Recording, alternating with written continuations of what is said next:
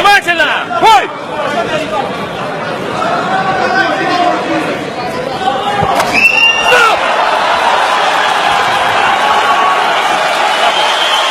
Your winner, Mikhail Gachaev. Миша, ну, все были удивлены вот этой тактике. Это что-то новенькое в наших турнирах. И все сразу даже поняли, что это такое.